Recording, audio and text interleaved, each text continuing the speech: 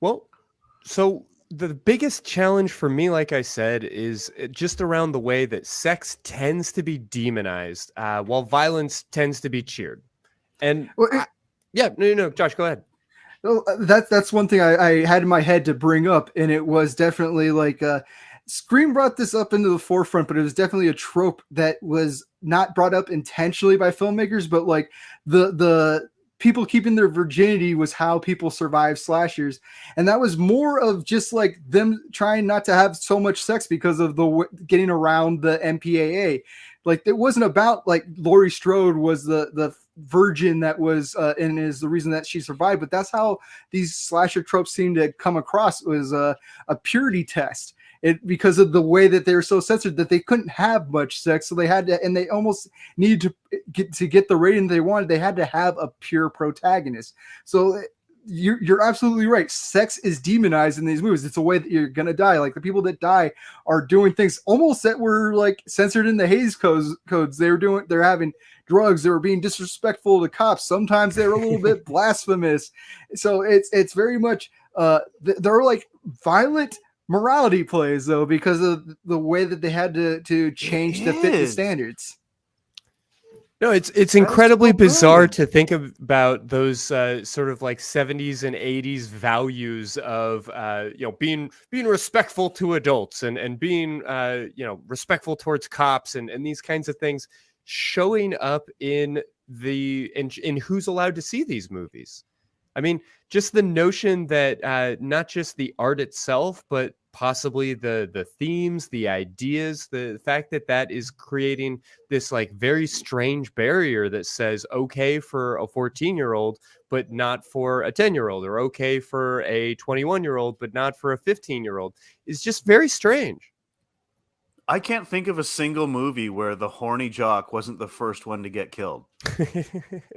I mean, sometimes it's the horny teenager that dies, or horny cheerleader that dies too. It's not just the jocks. Like, right, well, it's one of the two. It's one of the two. Yeah. If you're sex positive, you're probably gonna die. Except for, again, I keep bringing up X, and this is why I loved it so much. Is it seemed to be like in your face to those kinds of values that were happening back then, and the fact that the horniest drug deal doing character is the one that survives, as opposed to the people that kept themselves pure. The purest person in that movie meets it pretty brutally. So like, I love that things are changing, but it's still like we're not all the way there yet.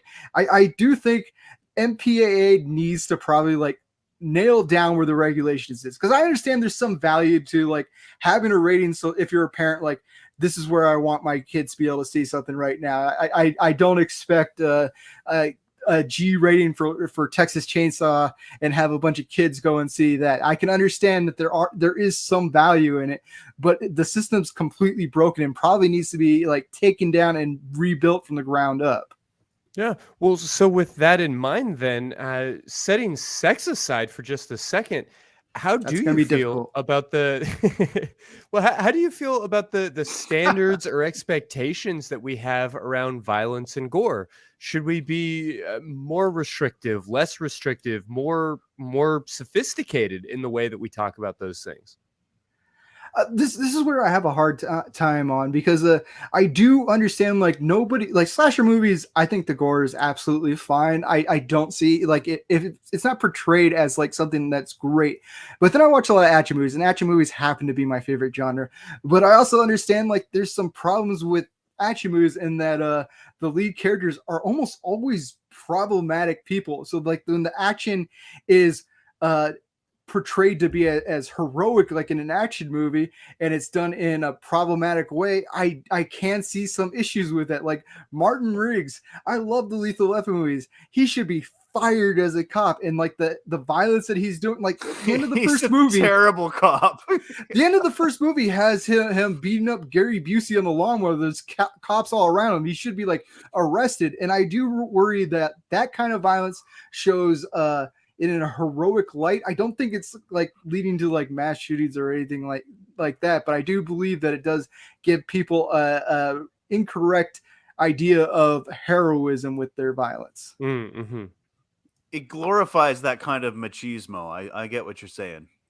Which, and you know, art is tricky, and I want to be careful. Like, on the one hand, I'm perfectly fine with being a scold. Like, I have no problem talking to anybody who will listen about how a movie like, for instance, Top Gun Maverick can be incredibly problematic because of the way it depicts like American heroism versus nameless, faceless, maybe Russian, maybe Iranian bad guys. Like, we can talk about jingoism and the influence of media and on and on and on. And I'm greedy to have those types of conversations, but very careful about wanting to have a government organization or quasi-governmental organization step in to provide censorship around like the themes of these kinds of movies, while saying it makes a certain kind of sense to me that we have some kind of rule that, like, all right, we're not going to show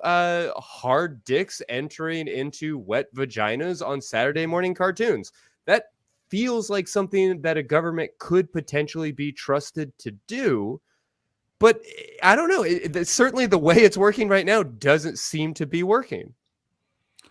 I would need to see an example of a jingoist film being censored before I can get on board with that. But yeah, no, I see where Fair. you're coming from. Fair.